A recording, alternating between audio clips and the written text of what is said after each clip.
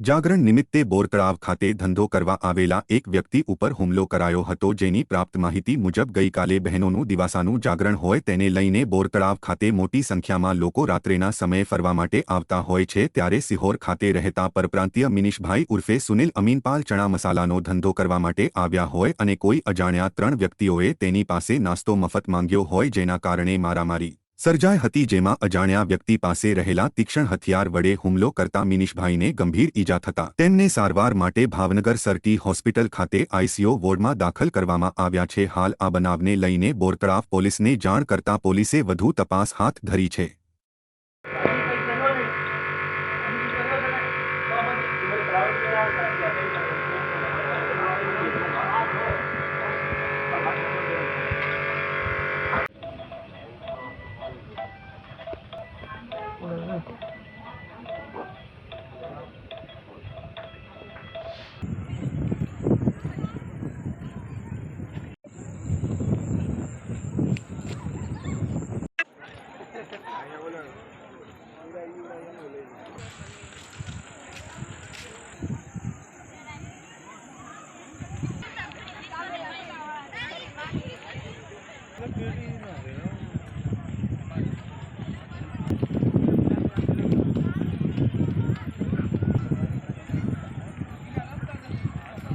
ભાઈબંધ વિકાસ વિકાસ ક્યારે શિવડ મળશે।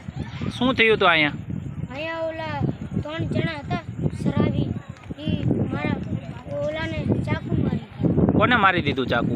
ઓલા એક હતા મારા ભાઈ। શું નામ હતું એ ભાઈનું?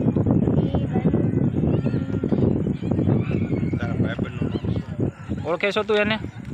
નામ તો નથી ખબર। અને કેટલા જણા હતા મારવામાં? 3 જણા। અને તમે ક્યાંથી વેપાર કરવા આવો છો? શિવડથી શેનો કરો છો? ચણા મસાલા। અને કઈ જગ્યાએ આવ્યા છે અત્યારે?